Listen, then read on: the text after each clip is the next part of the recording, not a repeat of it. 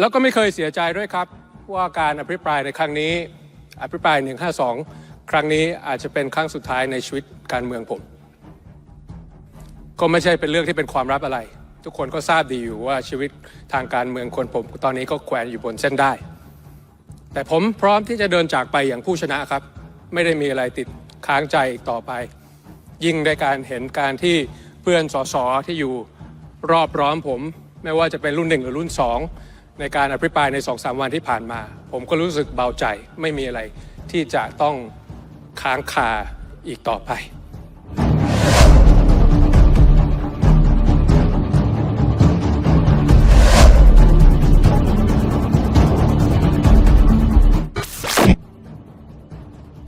สำหรับการประชุมสภาวาระพิจารณายติอภิปรายทั่วไปรัฐบาลแบบไม่ลงมติตามมาตรา 152 ที่ได้อภิปรายต่อเนื่องเป็นวันที่ 2 เข้าสู่ช่วงดึกของวันที่ 5 เมษายนปิดฉากไปแล้วโดยเมื่อคืนที่ผ่านมาเวลา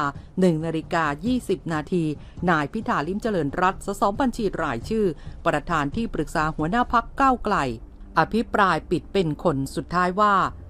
คงต้องขอเริ่มต้นด้วยการพูดถึงความในใจเล็กน้อยว่าตลอดระยะเวลา7 เดือนที่ผ่านมาตนไม่เคยเสียใจเลยที่ตนไม่ได้เป็นพวกที่ได้บริหารถึงแม้ว่าพวกตนจะชนะเลือกตั้งสามารถที่จะรวบรวมเสียงได้312เสียงซึ่งไม่น้อยกว่า314เสียงที่ท่านมีไม่เคยเสียใจที่ต้องมาเป็นฝ่ายค้านเพราะเชื่อว่าการเป็นฝ่ายค้านนั้นก็มีความสำคัญต่อระบบประชาธิปไตยการเป็นฝ่ายค้านก็สามารถทำงานให้กับพี่น้องประชาชนได้สุขภาพของประชาธิปไตยไม่ได้วัดอยู่ที่ว่ารัฐบาลนั้นมีอำนาจเบ็ดเสร็จแค่ไหนแต่อยู่ที่ฝ่ายค้านนั้นแอคทีฟแค่ไหนและทำงานให้กับประชาชนมากน้อยเพียงใดผมคงต้องขอเริ่มต้นด้วยการพูดถึงความในใจสักเล็กน้อยว่าตลอดระยะเวลา7 เดือนที่ผ่านมาผมไม่เคยเสียใจเลยครับ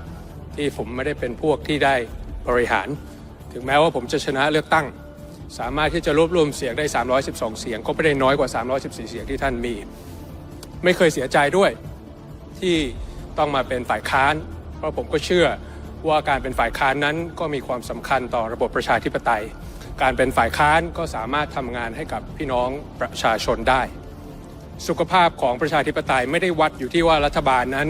มีอำนาจเบ็ดเสร็จแค่ไหนแต่อยู่ที่ว่าฝ่ายค้านนั้นแอคทีฟแค่ไหนและทำงานให้กับประชาชนมากน้อยได้เพียงไรแล้วก็ไม่เคยเสียใจด้วยครับว่าการอภิปรายในครั้งนี้อภิปราย152ครั้งนี้อาจจะเป็นครั้งสุดท้ายในชีวิตการเมืองผม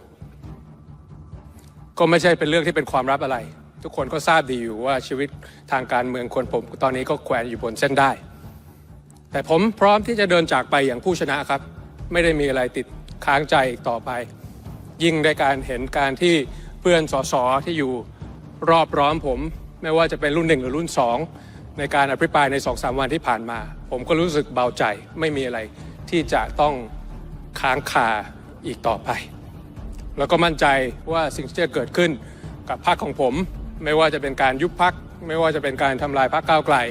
ก็ไม่ได้ทำให้การเดินทางสู่การเปลี่ยนแปลงของประเทศไทยของเรานั้น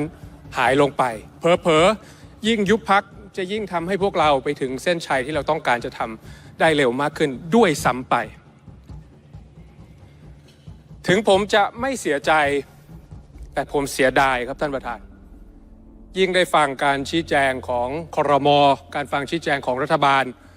ในช่วง2 วันที่ผ่านมาผมรู้สึกเสียดายโอกาสของประเทศไทยผมเสียดายเวลาที่ประเทศไทยที่ต้องเสียไปผมเสียดายถึงศรัทธาของพี่น้องประชาชนผมเสียดายส่วนตัวของผมเองที่ผมเคยเป็นคนที่ให้คะแนนกับพรรคจัดตั้งรัฐบาลตั้งแต่ปี 2543 ตั้งแต่ยังเป็นอดีตพรรคผมจำได้ 2543 ท่านส่งผู้ว่ากทมตั้งแต่ผมจำความได้ไม่เคยโหวตพรรคอื่นนอกจากพรรคท่านแต่จนมาถึงวันนี้ความสเปะสปะความล่องลอยจนผมฟังแล้วผมไม่รู้ว่าจริงๆแล้ววาระของรัฐบาลชุดนี้คืออะไรไอ้ที่หาเสียงไว้ก็ไม่ทำไอ้ที่ทำอยู่ก็ไม่ได้หาเสียงจนทำให้ผมรู้สึกว่ารัฐบาลชุดนี้ไร้วาระรัฐบาลชุดนี้ไม่มีวาระเป็นของตัวเองพอไร้วาระก็ไร้วิสัยทัศน์พอไร้วิสัยทัศน์ก็ไร้ผลงาน อันนี้นี่เป็นสิ่งที่ต่อเนื่องกันมาตลอดกับสถานการณ์ที่ผมรู้สึกว่ามันเกิดขึ้นจนผมเสียดายในช่วง 7 เดือนที่ผ่านมาคดีในช่วงท้ายนายพิธาได้กล่าวข้อเสนอแนะให้กับรัฐบาล 3 ข้อคือ 1. ถ้าท่านอยากกอบกู้ภาวะการผู้นำของรัฐบาลคิดว่าถึงเวลาต้องปรับครม.ได้แล้วเอาคนให้ตรงกับงานซึ่งช่วงเวลานี้เป็นช่วงที่เหมาะสมเพราะทำงานมา 7 เดือนพอที่จะเห็นภาพว่าใครมีประสิทธิภาพใครรู้จริงในเรื่องที่ทำอยู่ 2. ถึงเวลาที่นายกจะมีรถแมพในสิ่งที่ทำได้แล้ว 3. การฟังซึ่งเป็นสิ่งสำคัญของคนที่จะเป็นผู้นำในศตวรรษที่ 21 เพื่อที่จะตอบสนองไม่ใช่ฟังเพื่อที่จะตอบโต้ตลอดเวลาเพราะบางทีเสียงที่ท่านไม่อยากได้ยินที่สุดก็คือเสียงที่ประเสริฐที่สุดจากนั้นในเวลา 2:03 นาทีนายสมศักดิ์เทพสุทินรองนายกรัฐมนตรีในฐานะผู้แทนรัฐบาลกล่าวขอบคุณประธานและสมาชิกที่ได้ร่วมกันอภิปรายตามมาตรา